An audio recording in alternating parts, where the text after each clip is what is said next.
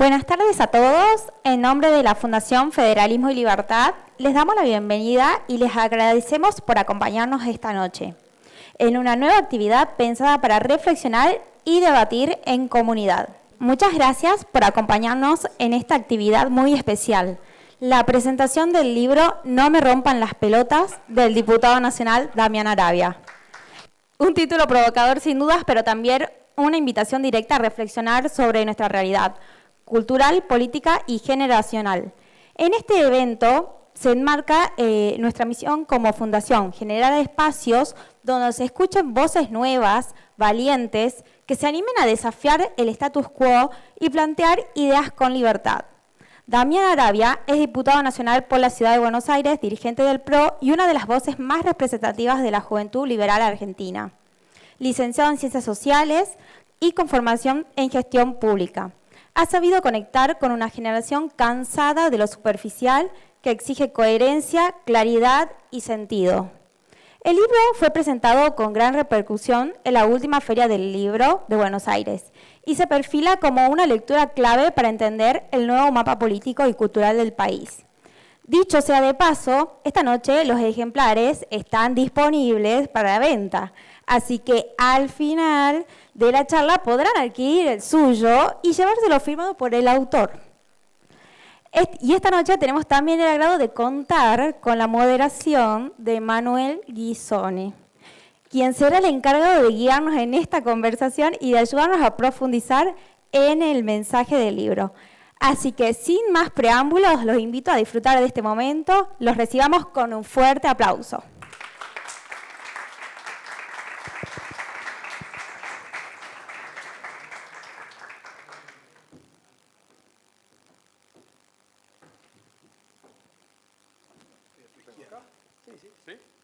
Es raro estar a tu derecha, Guisone.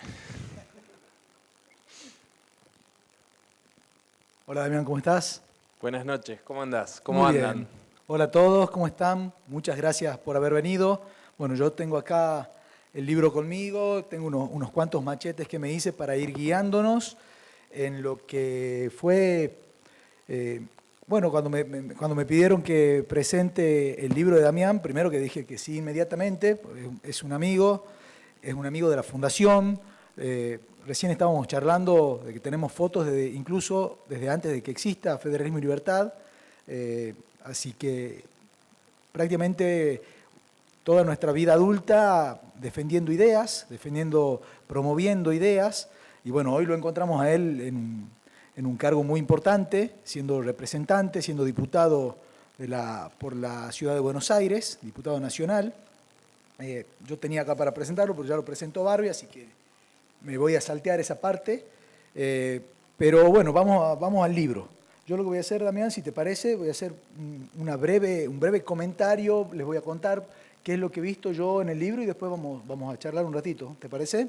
Muy bien, muy bien. Antes, si me dejás simplemente agradecerle a la Fundación, que la verdad es una fundación amiga, que hace muchos años tenemos un largo recorrido, por supuesto al presidente José Godoy, un amigo, y obviamente gracias a vos, Manu, porque como recién bien decías, nos acordábamos de esta foto en Villa Gesell, Campamento de la Libertad en Villa Gesell, año 2012. ¿No Sí. teníamos canas, ninguno de los dos? No. Pasamos un fin de semana con Pato Bullrich y Venegas Lynch. Eso es algo muy... Parece un sueño, digamos. Ahorita te despertás y dices, pasé un fin de semana con Pato Bullrich y Venegas Lynch. Y yo le gané a Venegas Lynch, le gané al ping-pong, todavía no me lo perdona. Así que bueno, muchas gracias. Bueno. Gracias y gracias por supuesto por acompañar. Buena anécdota. Bueno, lo primero que quiero comentar es el tema del título. Saca risas de cuando comenté en mi casa que iba a presentar un libro. Y ¿cómo se llama? No me rompa las pelotas. ¿Por qué me contestas así? Me dijeron. Desde ya te das cuenta que es algo provocador, que quiere llamar la atención, que busca llamar la atención, y no te dice de qué se trata, entonces pero te pica la curiosidad. Entonces uno va al libro y empieza a ver de qué se trata, ya desde la contratapa o desde el prólogo, y te vas dando cuenta, por lo menos yo hice este paralelismo, vos me corregirás, Damián, si si tiene algo que ver, pero el no me rompa las pelotas lo vi muy, muy similar a esa frase libertaria que tan de moda está, que tiene una serpiente en una bandera amarilla que dice, don't tread on me, que quiere decir no me pises o no me pisotees, pero muchas veces se lo traduce también como no me jodas, digamos, no me molestes, o no me rompa las pelotas. Sí, bueno, lo primero es que es bastante divertido ver, siempre miro la cara de los presentadores, porque siempre les genera como una incomodidad, ¿no? Tener que presentar el libro. Otro momento que es divertido es cuando, por ejemplo, alguien lo va a comprar a la librería, ¿no? Entonces entra y le da como vergüenza decirle el nombre del libro. Entonces se genera toda una conversación y todo algo en torno al libro. Cuando lo presentamos en la Feria del Libro, estaba en un pabellón muy central, el pabellón de la editorial Galerna. Había 3 libros que presentaba Galerna, uno era este, con unas pancartas enormes, los libros en exposición y demás. Y la gente pasaba por al lado y por ahí ni sabía de qué se trataba, pero le decía, por ejemplo, una pareja, yo escuchaba que le decía a la pareja y le decía, mira, te voy a comprar ese libro y te lo voy a poner en la mesita de luz para que te acuerdes todos los días. Así que un poco sí, el objetivo fue obviamente que sea un título provocador, que después contrasta fuertemente con un libro que tiene un desarrollo, que tiene un contenido, que tiene una serie de análisis muy profundos, ¿no? Pero que al mismo tiempo fuera lo suficientemente, si se quiere, representativo de cuál es la idea central de este libro y cuál es la idea central de los conceptos que íbamos a analizar. Efectivamente, yo lo asocio mucho a esa proclama de las colonias, en la época de las colonias británicas en Estados Unidos, que surgió a fines del 1700, de la bandera gang, que era de Don't Try on Me. Y me parece que tiene una revitalización y una reactualización muy fuerte, porque fundamentalmente, yo analizo una generación que no es estrictamente una generación, pero muchos pueden ser más grandes y sentirse parte de esa generación, otros pueden ser más chicos y sentirse parte de esa generación, que yo la llamo generación verdad, y esa generación verdad fundamentalmente dice, no me rompan las pelotas. Totalmente. Y bueno, a medida que uno va viendo el libro tiene 10 capítulos, justamente en el primer capítulo define lo que acabas de hablar vos, esta generación verdad, que una generación muy distinta a las anteriores. Yo mientras lo leía pensaba que mi generación y la generación de mis padres, yo soy 10 años mayor que vos, había sido muy similar, en consumos culturales principalmente, en los autos, los vehículos eran más o menos igual, más modernos, pero como que había sido bastante parecido. Ellos escuchaban los Beatles o Queen y yo escuchaba los Beatles o Queen. Era como que la música no había cambiado tanto, las películas, mi viejo y yo veíamos Terminator o mi viejo y yo veíamos Rocky, era el mismo tipo de consumo cultural. Y lo que yo noto es que hoy por hoy como que hubo una ruptura muy similar a la que hubo en la de nuestros padres y nuestros abuelos, que pasaron del tango al rock, digamos. Y ahora hay algo totalmente distinto, pero hay mucho. Además, no es que hay una sola moda dominante, sino que hay muchas modas. Micromodas, exactamente. Sí. Exactamente. Bueno, en primer lugar, el salto generacional, digamos, siempre hubo saltos generacionales a lo largo de la historia, ¿no? Entre generación y generación siempre hubo saltos, pero el análisis que yo hago es que nunca el salto fue tan grande, porque el mundo nunca cambió tan rápido. Entonces, vos lo podés comparar, uno lo puede comparar con la generación de nuestros viejos o con la generación de nuestros abuelos. Entonces, cuando uno ve la diferencia que hay entre nuestros viejos y nuestros abuelos, el salto no era tan grande. Sin embargo, ahora el salto sí es gigante. Eso es porque el mundo se aceleró. Es decir, es otro mundo. Entonces, si uno lo piensa y dice, bueno, la heladera con la que uno nació era la misma heladera que tenían nuestros viejos y la misma heladera que tenían nuestros abuelos. Por ahí nuestros bisabuelos, mi bisabuela tenía esa heladera que no era eléctrica, sino que era con el hielo adentro, ¿no? Pero entonces, a lo largo de los años, había una lógica que era similar. Ahora eso cambió totalmente y vos tenés una heladera que tiene una mega pantalla que te hace el café, que te tira el Nespresso, que te hace la comida por poco más. Entonces, ese mundo que no solo cambió a la velocidad que cambió, y por eso yo creo que el libro está dirigido a dos personas. Al comienzo, cuando empiezo a escribir, digo, tengo el desafío de escribir para una generación que no me va a leer, porque básicamente no leemos. Fundamentalmente, y si me lee, probablemente vaya a desconfiar de la lectura. Por eso la termino llamando Generación Verdad y creo que ahí está el desafío, que no tolera que le digan algo que le parece trucho, que le parece forzado, lo políticamente correcto. Y el segundo público objetivo creo que es los que quieren entender a esa generación, que no saben ni por dónde empezar. Y a mí me pasa, recibo mensajes como de los dos lados, ¿no? Todo el tiempo. Gente que me dice, che, no puedo creerlo, siento que me describiste a mí. Jóvenes que me dicen, che, te estoy leyendo y o sea, te metiste en mi cabeza. Y después gente bastante más grande que dice, che, es la primera vez que logro entender alguna de estas cosas que de verdad me costaba mucho entenderlo.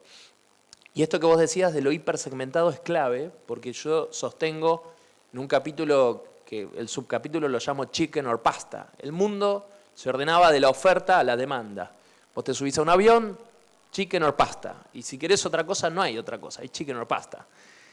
Ahora el mundo está hipersegmentado. Y entonces vos tenés Rappi, o tenés Pedido Ya, o tenés la oferta, una cantidad de ofertas que son interminables y lo que ordena es la demanda. Esto lo explica muy bien Claudio Zukovicki desde el punto de vista económico. Entonces, eso conlleva un montón de otros cambios, porque si yo puedo tener la hamburguesa que yo quiero, no la hamburguesa que estaba que me ofrecían, sino que puedo pedir una hamburguesa por Rappi que sea de pan de queso, pero de pollo y sin cheddar, pero con tomate y con lo otro, ¿por qué no puedo pedir lo mismo con los vínculos humanos? ¿Por qué no puedo pedir la pareja exactamente que sea como yo la quiero? ¿O por qué no le puedo demandar a la política, al dirigente político, que sea exactamente como yo lo quiero? Entonces, eso ordena el resto del mundo. Pasamos de tener, y esto en la partidocracia se ve muy bien, antes, bueno, estaba el peronismo, estaba el radicalismo. Y entonces vos hacías carrera ahí adentro y crecías en la élite hasta llegar a que te elijan, y una vez que te elegían ahí adentro, los partidos le daban la opción a la sociedad. El candidato peronista, el candidato radical, fin de la conversación. Hoy, la sociedad es la que ordena, y si los 2, 3 partidos más grandes no ofrecen lo que yo quiero o lo que la sociedad demanda, va a surgir uno por fuera. Hola, Javier Milei. Sí, exactamente. Y además, lo que vos cuando describías esta generación, que eran muy nómades, que cambiaban las relaciones por ahí no eran para siempre, como eran antes, que las familias eran muy distintas, que había familias con hijos, familias con perrijos. Y te hago una pregunta, porque me interesa mucho lo que me digas. La manera de organizarse de la sociedad surgió de la evolución de miles de años en las que las distintas sociedades, que eran muy pequeñas, fueron imponiéndose a otras porque algunas tenían más éxito que otras. Y las que tuvieron más éxito fueron las que fueron monógamas, las que después se asentaron y fueron sedentarias, empezaron con la agricultura, empezaron a crecer, pudieron alimentar más gente, crecieron y se terminaron imponiendo, evolucionando sobre las comunidades que eran cazadoras recolectoras, digamos. Y llevamos así, mal que mal, 5.000, 10.000 años.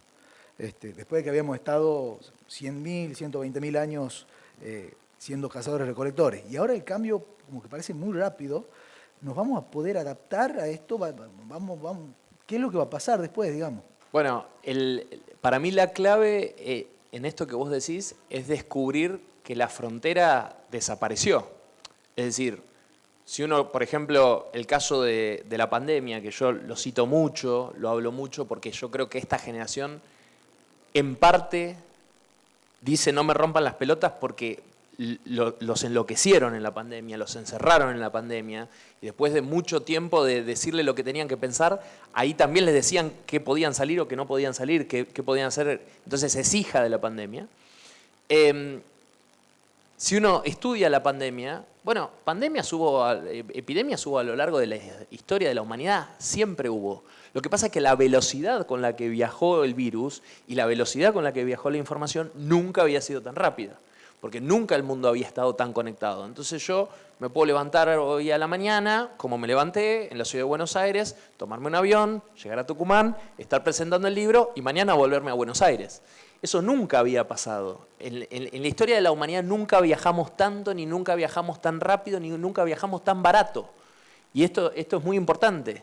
Entonces, la cantidad de gente que se está moviendo y, por ende, la cantidad de gente que no se arraiga a un lugar, sumado a la información. Yo miro por las redes sociales, me levanto todos los días, veo un par de Reels en Instagram, un par de TikToks en TikTok, y entonces miro así y el mundo es gigante. Mi papá no salió de la Argentina hasta que tenía 33 años, no se tomó un avión hasta que tenía 33 años. Y yo a los pocos meses estaba viajando. Entonces él, su mundo, era un mundo muy pequeño. Era donde tenía la casa, a la vuelta estaba el club, hincha de Atlanta, por cierto. Después Atlanta se fue a la C, pero en aquel entonces estaba bastante mejor. La escuela estaba a 2 cuadras, el taller de mi abuelo estaba a 1,5 cuadras, y todo su mundo ocurría ahí. Entonces en ningún momento se planteaba la idea de poder descubrir qué, porque tampoco lo veía. Entonces aparecía como una cosa muy lejana. Bueno, esa dinámica de la información hoy, el mundo es tan estúpidamente grande que ahí aparece el segundo, o el primer problema si se quiere, que es uno de los capítulos que desarrollo fuerte, que es una de las contras fundamentalmente, que es el no poder elegir. Porque hay un problema de elección, porque hay un problema de, bueno, si tengo todas estas opciones, ¿con qué me quedo? Y ahí aparece un gran hashtag, gran gigante, salud mental. Es decir... Es como cuando estamos en Netflix y pasamos una claro. hora para elegir lo que vamos a ver y elegimos... ¿Viste que tardás más tiempo en vemos elegir la serie o la minutos, película? Claro. Porque tenés tanto que vos decís, bueno, y en algún momento tenés que poner y decir, bueno, pongo play. Ahora, si no cortas, probablemente no tenga respuesta a tu pregunta, porque en parte yo creo que es un libro que hace muchas preguntas y todavía da pocas respuestas. Pero creo que también eso tiene una intención, que es básicamente que yo estoy profundamente convencido que en esta hipersegmentación no hay una respuesta. Cuando yo hablo de la generación verdad, no hablo de la generación verdad entendida, y lo digo, ¿no?, como la verdad, en un sentido aristotélico, filosófico, la verdad. No, es la verdad de cada uno. Es lo que cada uno piensa y lo que cada uno cree y lo que cada uno quiere para su propia vida. Y entonces ahí reaparece la idea central de por qué no me rompan las pelotas. ¿Por qué es lo que yo quiero para mi vida? Perfecto. Y bueno, seguimos recorriendo el libro. Ya hablamos del primer capítulo, hablaste del segundo, que era justamente el tema de la cuarentena, que mi percepción me da la impresión, quizá los que están acá podrán verlo de otra manera, pero que pegó mucho más fuerte en grandes ciudades, Buenos Aires principalmente, o en otras grandes ciudades que en ciudades más chicas o con menos apego a las normas, como Tucumán. En Tucumán da la impresión de que se respetaba menos la cuarentena en ese momento y que en Buenos Aires la gente verdaderamente se quedaba en las casas. Bueno, hasta que después vi que tuviste unas cuantas aventuras, se juntaban con amigos, asado y todo, pero como que me da la impresión de que ese apego a las normas que hay hizo que pasen más tiempo de lo que quizá respetando esta cuarentena. Sí, uno veía, por ejemplo, las imágenes de la ciudad de Buenos Aires y yo me acuerdo siempre el caso de Sarita, esa mujer que fue con su reposera al parque y se la llevaron presa con reposera, ¿no? La locura Sí. en la que nos metieron y la locura que aceptamos. Claro. Y en paralelo, en realidad, cruzabas al otro lado de la General Paz y pasabas por la Salada y era como que nada había ocurrido. Ahora, lo que pasó, y creo que ahí hay un fenómeno bastante interesante, es que lo que vos decís del respeto de las normas ocurrió al comienzo. Al comienzo es como que sí, todo el mundo miraba así y decía, bueno, a ver, ¿qué está pasando exactamente? ¿Cómo es lo que está ocurriendo? Bueno, hay miedo, no hay comprensión de cuál es el fenómeno. Entonces, al comienzo la gente decía, bueno, debe ser que hay que cumplir con esto, ¿no? Porque debe ser una situación. Lo que empieza a pasar con las normas y la idea de anomia, es decir, la idea de la no ley, la no norma o el no cumplimiento de las normas, es cuando la sociedad detecta que es absurdo. Y entonces ahí muy rápidamente lo que empezó a pasar fue que todos empezamos a romper con la cuarentena. En algunos lugares no pasaba nada, en otros lugares, un amigo en Santiago del Estero se lo llevaban detenido como si fuera directamente un criminal, y en otros lugares muchos de nosotros nos organizábamos clandestinamente, ¿no? Y parecía que pasábamos a la clandestinidad, y entonces de pronto irte a tomar un vino o una cerveza con tus amigos eras poco menos que un terrorista. Yo de hecho le agradezco, ¿no? Y siempre me acuerdo que uno de los agradecimientos que hago es a lo que yo llamé, se reía José, el grupo de asados COVID, porque éramos literalmente un grupo clandestino que estábamos haciendo la revolución, ¿no? Estábamos comiendo asado, digamos, ¿no? Nada. Y es como que el gobierno hacía como que controlaba y nosotros hacíamos que cumplíamos, pero era como que... Sí, un juego de ladrones, ¿no? Sí. En donde los dos sabíamos que era mentira, pero bueno, se hacía la vista gorda. Y ahí surgió muy fuertemente, o resurgió, si se quiere, esta proclama, ¿no? Esta idea de, che, loco, déjame vivir, déjame ir a comprar tranquilo, déjame salir, déjame juntarme con mi familia, con mis amigos. Digo, pasaron cosas muy terribles. Hubo personas que no pudieron despedir a sus seres queridos, ¿no? Sí, totalmente. Yo voy a ir haciendo un recorrido, seguimos haciendo un recorrido sobre los capítulos del libro. Después llega a las redes sociales y siempre digo, bueno, capaz que a este lo salteo y vamos al siguiente, pero siempre tengo como algo para decir y por ahí siempre por ahí de la óptica de esto, muy de un movimiento liberal.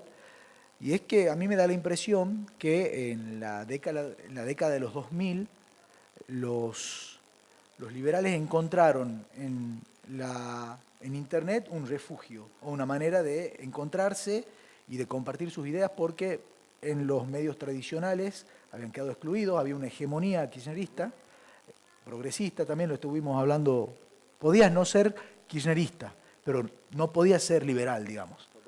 Y bueno, y de repente surgieron las redes sociales, se armaron grupos de Facebook en los que se unían personas que pensaban similar, después apareció Twitter y bueno, y después terminó metiendo un presidente, ¿no? Y era porque muchas veces yo creo que le dan mucha, vos me dirás qué pensás, pero le dan mucha entidad a que Milei iba al Canal América, por ejemplo.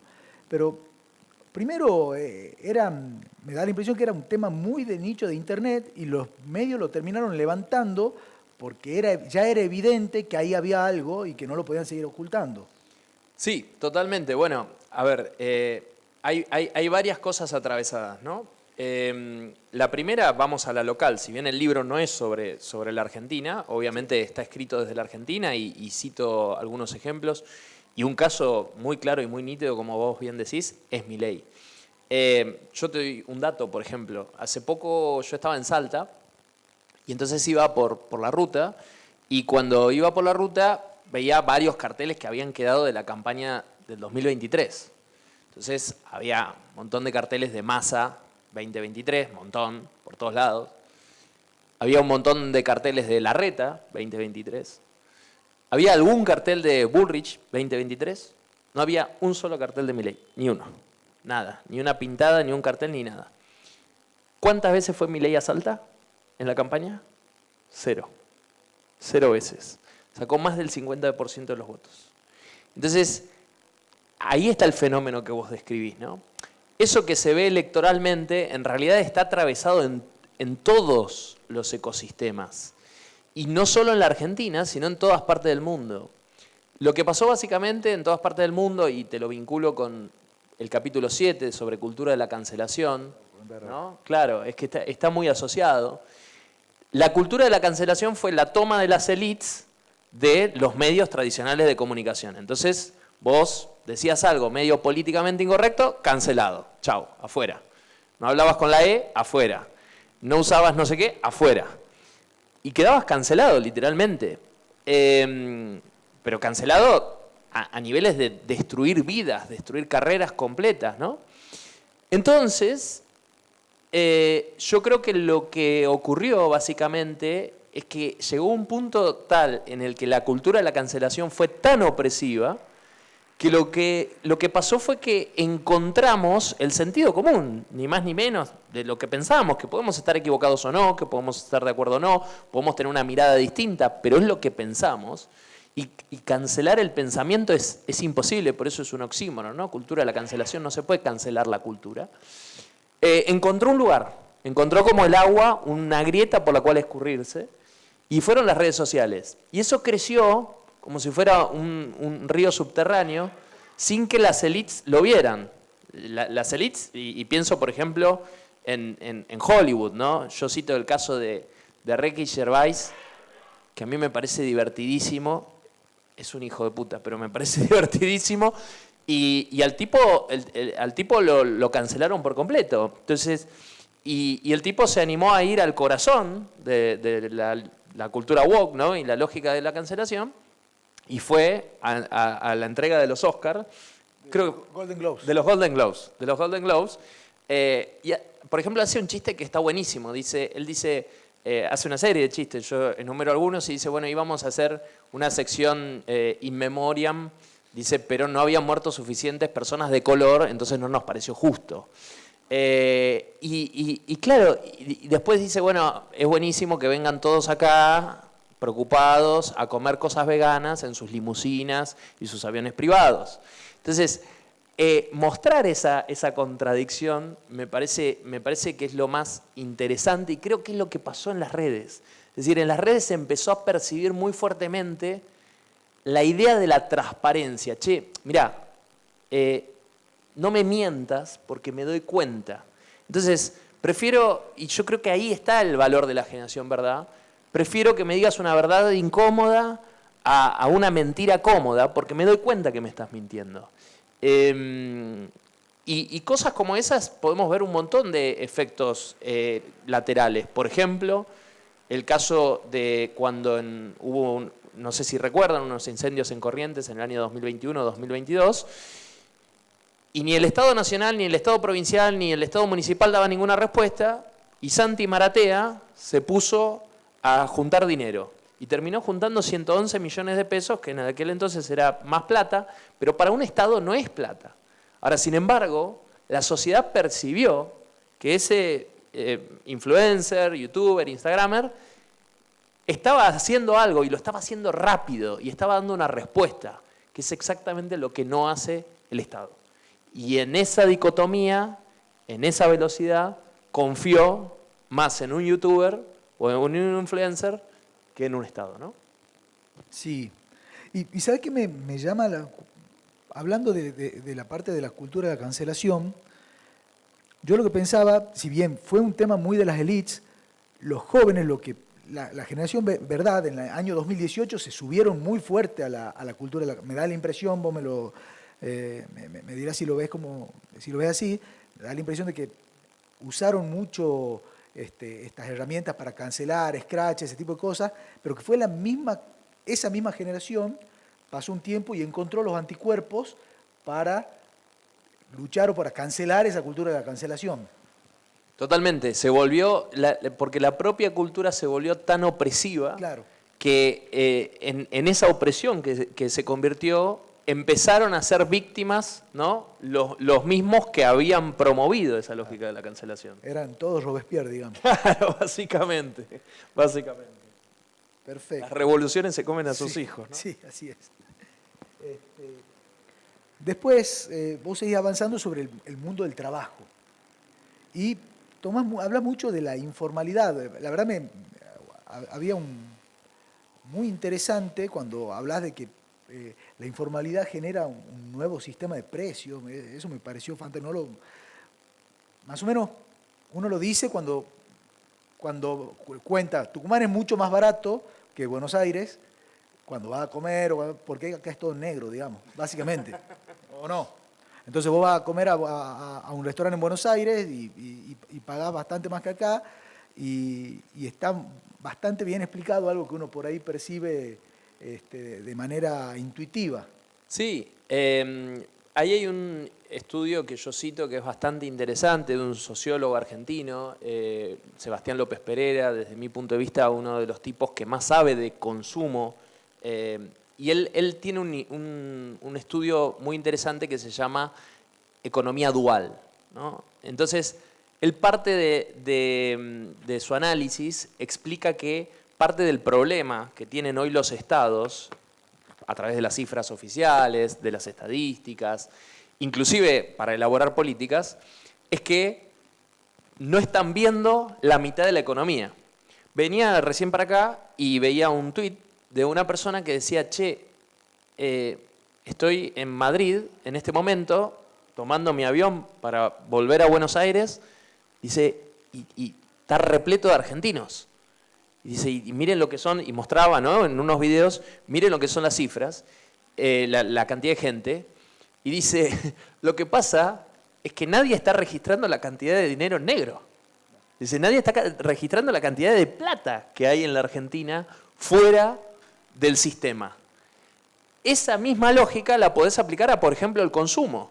Si vos mirás, por ejemplo, las cifras de consumos oficiales, te dan una cosa. Actualmente, ¿no? Te dan una cosa. Fíjate cómo aumentó el consumo de Mercado Libre, 42% en un año. Y vos decís, pero ¿cómo puede ser? ¿Qué hay en el medio? Bueno, en el medio está la informalidad. Esa informalidad, de mi grupo de mejores amigos que somos 5, 3 trabajan para el exterior. ¿Cuántos tributan en la Argentina? 0. Entonces, cuando vos entendés esa lógica, podés empezar a pensar políticas más razonables, porque si no lo que te va a pasar, que también lo desarrollo en el libro, es el problema que tenés con los sistemas previsionales, el problema que tenés con que los que sí paguen sus impuestos y sí declaren el restaurante que está al lado del restaurante que no paga el impuesto, no paga el IVA, obviamente está en una situación muy desfavorable. Entonces vos tenés que empezar a diseñar políticas lógicas y razonables que estén adaptadas a este nuevo mundo que no le pasa solo a la Argentina, pasa prácticamente en toda Latinoamérica, pasa en casi todas las economías en vías de desarrollo, pero le está empezando a pasar, y eso fue innovador en la pandemia. Antes eran en general los trabajos, digamos, más bajos, menos calificados y en los sectores más pobres. Ahora pasa también en las clases medias y en las clases medias altas, en los negocios más calificados y en los barrios más adinerados. Y eso mismo que pasa entre los segmentos de la sociedad, pasa entre los países y le está empezando a pasar a países muy desarrollados. Muy bien, la verdad que otra cosa que también me quedó bastante grabada, cuando vos hablás volviendo un poquito al tema de la cultura de la cancelación, porque pasamos de tema, cuando hablas de Popper y de que la paradoja de la tolerancia y la intolerancia, yo recuerdo que durante la cuarentena habíamos tenido un evento, una actividad de la Fundación de Federalismo y Libertad, en la que se trataba este tema y se trataba, como que se discutía por qué los jóvenes estaban tan agresivos en las redes, digamos. Y la que hablaba, la que exponía era Adriana Amado, y ella, claro, muy buena, la verdad que a mí me dejó marcado, porque ella contaba que los grandes, las personas que habían vivido la década del 70 y veían chicos haciendo chistes sobre Falcon Verde, creían que eran fascistas. Y los chicos no eran fascistas, eran chicos haciendo chistes, pero no habían vivido, no habían pasado por ese trauma y simplemente estaban haciendo chistes, digamos. Sí, bueno, parece como cuando el gordo Dan dice algo y saltan escandalizados pensando, a vos te puede gustar o no, podés estar de acuerdo o no, te puede divertir o no, pero de ahí a pensar que un chiste es algo más que un chiste, el problema no está en el emisor, el problema está en el receptor. Habla más del receptor que del emisor. Entonces, porque la configuración está precisamente en el que lo escucha. El humor es humor.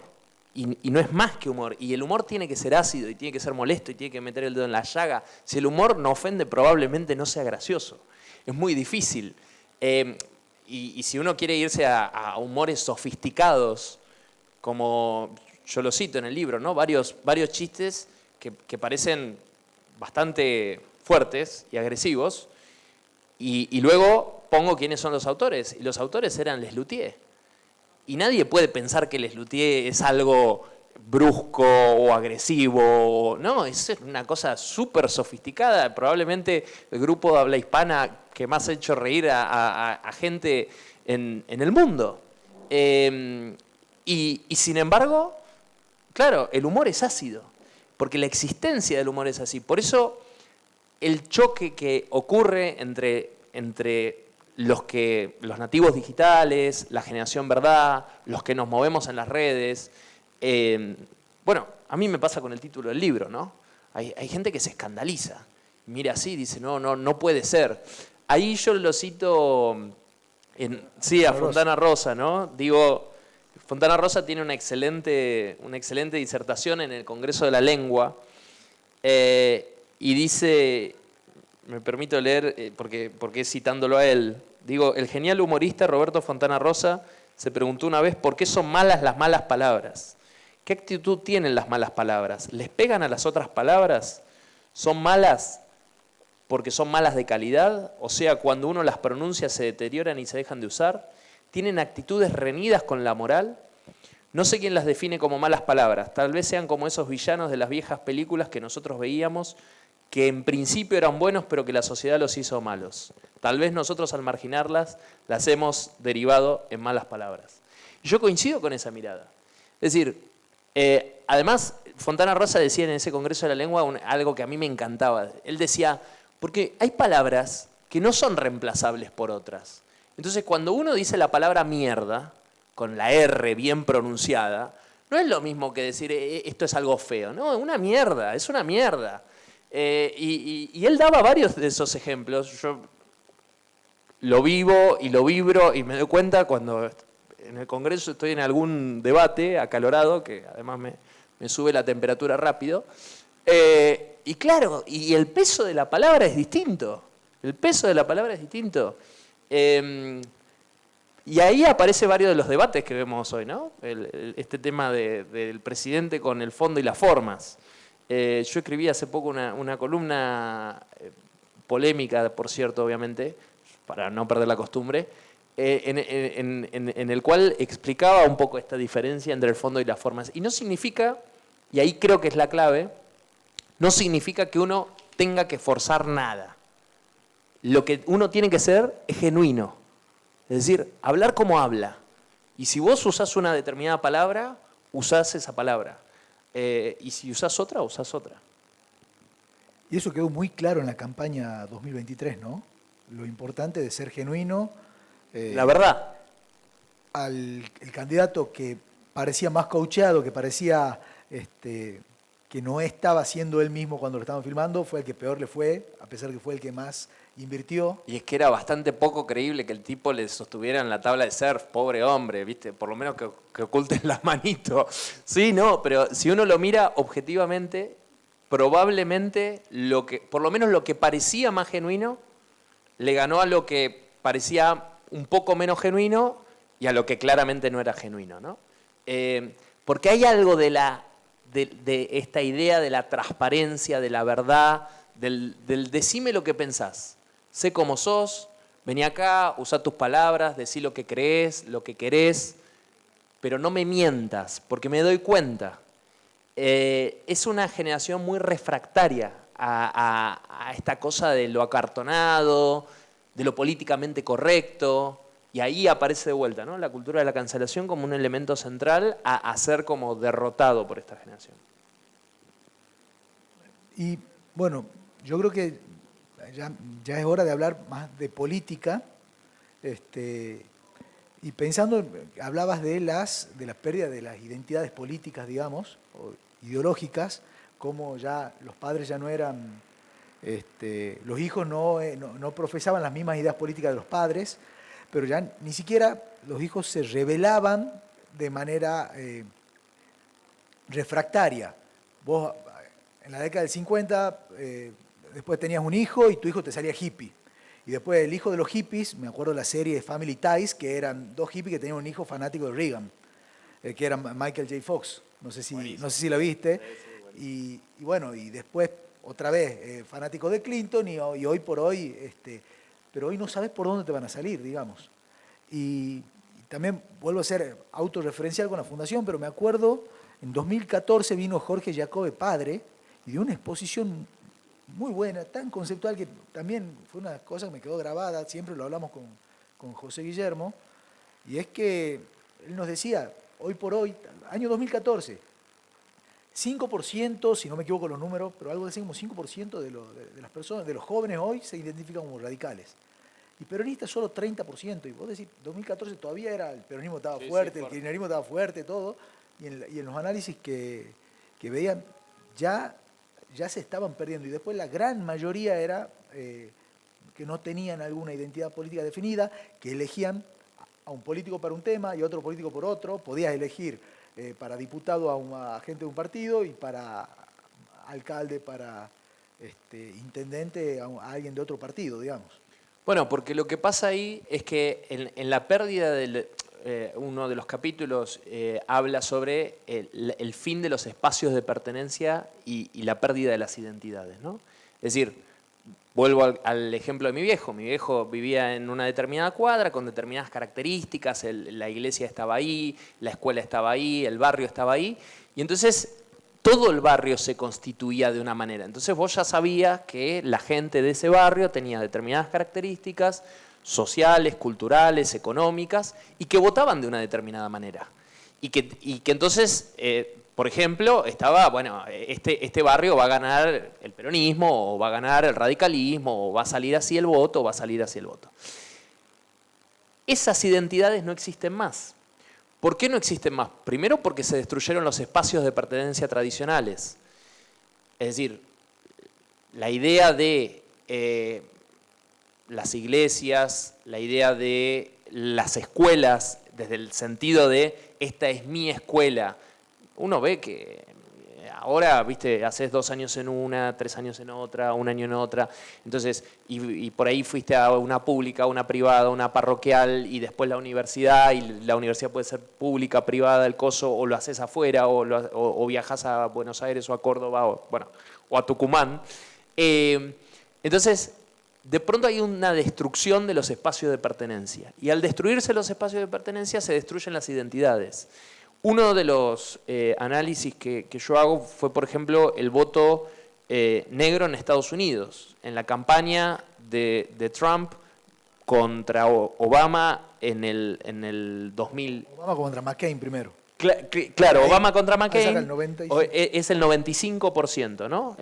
Los afroamericanos votaron 95% al candidato a Obama, que era naturalmente el candidato demócrata y el candidato negro, y entonces representaba a los negros. Eso cambió rotundamente cuando Trump se presenta luego y vuelve a cambiar todavía más cuando se presenta la última vez. ¿Por qué? Porque ya el candidato blanco o negro no representa a los blancos o a los negros. Como las candidatas mujeres no representan a las mujeres o no existe la idea de la identidad como un elemento entendido como un todo. No, existen múltiples elementos de un nivel de hipersegmentación. Volvemos a la hamburguesa, ¿no? Con cheddar, pero sin panceta, con el pan integral, pero la carne de tal cosa. Esa hipersegmentación se lleva directamente a la política, lo cual es un desafío enorme porque ¿cómo haces? Es muy fácil, por ejemplo, en los sistemas parlamentarios o los sistemas donde hay 20 partidos que representan pequeñas cosas y luego se juntan. ¿Cómo haces en los presidencialismos donde tenés que sacar el 50% de los votos? Claro. Y hoy por hoy tampoco es tan fácil entre los parlamentarios. Fíjate lo que está costando formar gobierno en muchos de los... Pasan años sin formar gobierno. La mejor demostración es que están, el caso de Alemania, por ejemplo, ya es la segunda vez que los dos grandes partidos que se oponían históricamente arman una segunda coalición de gobierno, una gran coalición, ¿no? ¿Por qué es eso? Bueno, porque precisamente en la hipersegmentación los otros partidos tienen que representar muy fuerte su idea. En Europa tenés desde partidos animalistas, partidos verdes, dentro de la derecha tenés la derecha patriótica, la derecha antieuropeísta, la derecha ultraderecha, la derecha... Bueno, la hipersegmentación es total, ¿no? Y ahí entramos ya en el último capítulo de la democracia 5.0. ¿Cómo va a ser esta democracia, digamos? En Tucumán hay Uber, sí hay Uber. Claro, Sí, yo me he el tomado Uber de la política, sí hay Uber. Yo me he tomado Uber. Bueno, muy porteño tu comentario, tu pregunta. No, porque en Córdoba está prohibido. Está prohibido, Está prohibido. Lo han prohibido ahora. Por eso me por ahí cuando iba de vacaciones me preguntaban, ¿a Tucumán llega el chavo? No. De hecho, mirá, el primer lugar donde Uber fue legal en la Argentina fue Mendoza, antes que en la ciudad de Buenos Aires. Pero en Córdoba, por eso lo preguntaba, en Córdoba lo prohibieron. Lo prohibió el gobierno de Córdoba. ¿Y qué hizo el gobierno de Córdoba? Una brillante idea, no podría haber salido mal. Creó una app estatal. Entonces dice, no, ¿por qué si hay algo que lo puede resolver el mercado? No, mejor resolvámoslo nosotros, generemos un kiosco nuevo y entonces ahí, bueno. Yo le llamo el Uber de la política, porque todo se ha actualizado. La forma en la que comemos, la forma en la que nos movemos, la forma en la que nos vinculamos amistosa o amorosamente. Digo, dentro de 10 años la mitad de las parejas van a estar formadas por Tinder o por Happen o por cualquier otra app o por Instagram o por Facebook o por lo que sea. Entonces, si todo eso cambió, ¿por qué la política no? ¿Por qué el sistema de representación no? Tenemos la misma lógica, los mismos mecanismos de gobernanza que hace 300 años, que hace 200 años. El Congreso es igual, yo le llamo el vórtice tiempo espacial, ¿no? Yo entro al Congreso y de pronto el tiempo y el espacio cambian. Todo es lento, todo es una comisión, todo es, bueno, pasamos a un cuarto intermedio. Y entonces vos ves el problema pasar por el costado y la velocidad del problema y vos decís, pero ¿y el mecanismo de gobernanza te quedó anacrónico? Un caso concreto de esta semana, lo que fue el terrible temporal de Bahía Blanca, ¿no? Bueno, el Congreso fue a tratar una ley especial de emergencia de Bahía Blanca.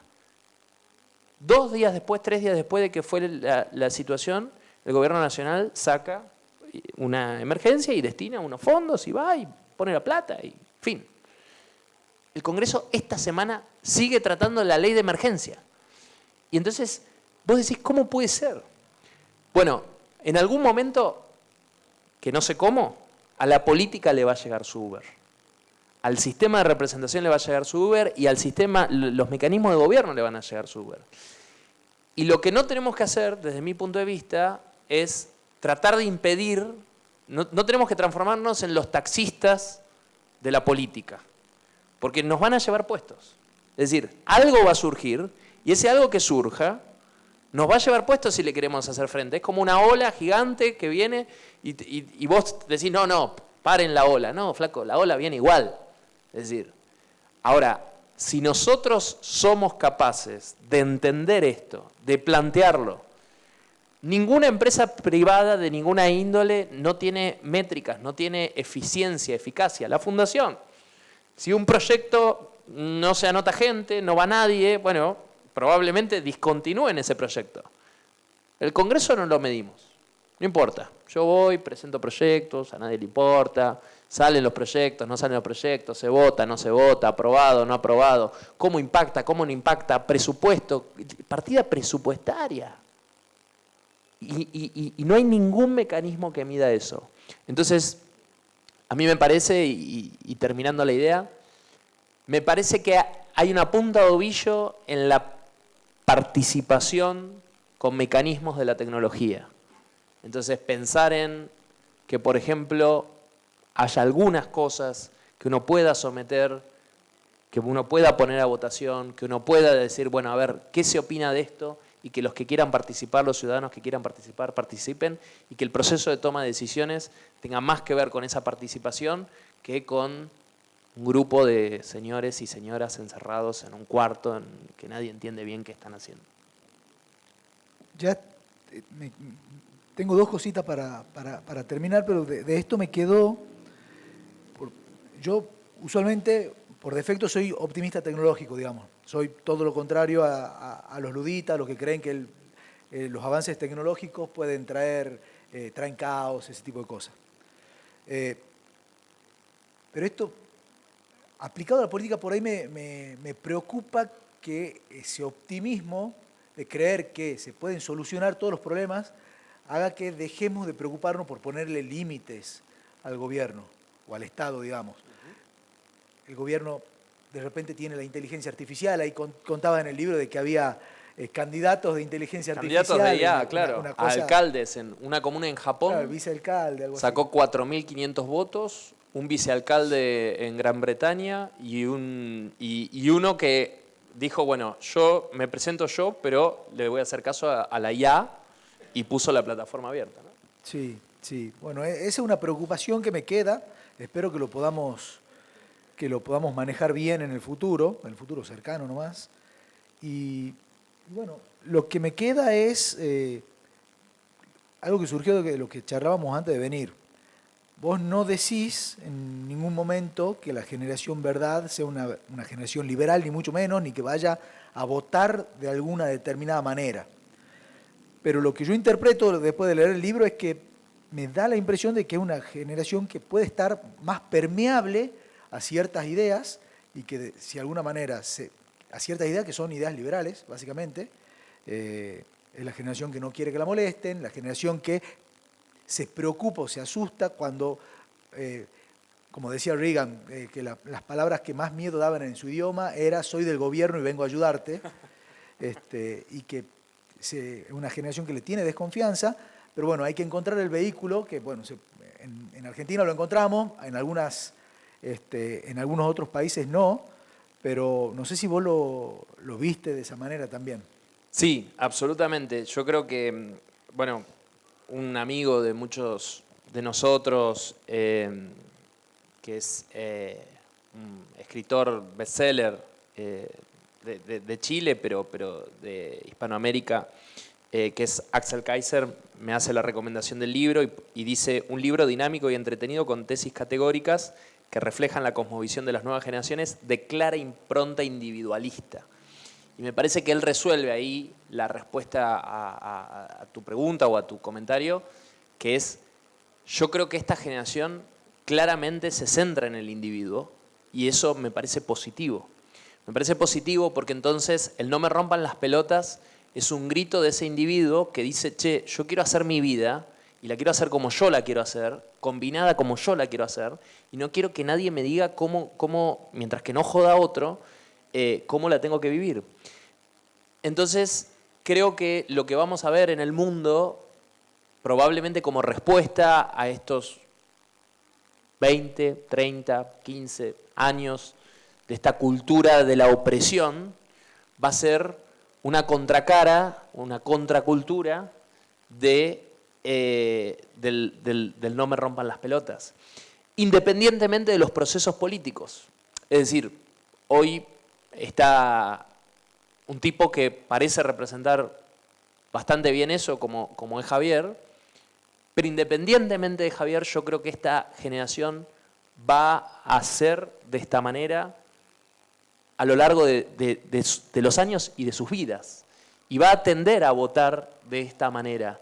Y si no, lo bueno de esta época, a diferencia de otras épocas, es que si no existe esa oferta electoral, esta generación la va a demandar y va a surgir. Y alguien lo va a representar. No sé quién, pero alguien lo va a representar. Bueno, por ahí con un poco de suerte, en el 2014 Javier vino acá, presentó su libro y fue presidente 11 años después, así que 11, 2025, 2036, firmo. Con un poco de suerte. Pero alguien lo va a representar. Entonces, me parece que, como decía Churchill, soy optimista porque no tiene sentido hacer otra cosa, pero yo sinceramente soy optimista sobre lo que viene. Soy optimista por la tecnología, pero soy optimista además porque pienso que el mundo, la Argentina muy particularmente, que se encuentra en una situación extraordinaria, pero el mundo va hacia un lugar mucho más, donde el individuo y donde la persona están por encima y hay un renacer de ese individuo y de esa persona. Muchísimas gracias, Damián. Al contrario, gracias a ustedes.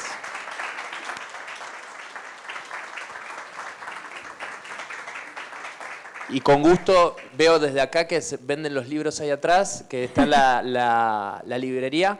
Recuerden que hoy no hay plata, así que los diputados nacionales tenemos que hacer otras cosas. Muchas gracias, Damián. Muchas gracias, Manuel. Gracias a todos por haberse sumado a esta conversación tan necesaria y tan actual. Para finalizar, los invitamos a pasar al coffee que hemos preparado para compartir un momento más distendido. Y como les mencionamos al comienzo, pueden acercarse a adquirir el libro y llevarse su ejemplar firmado por el diputado Damián Arabia. Gracias nuevamente por acompañarnos desde la Fundación Federalismo y Libertad. Seguiremos promoviendo estos espacios donde el pensamiento libre y el debate honesto tengan siempre un lugar.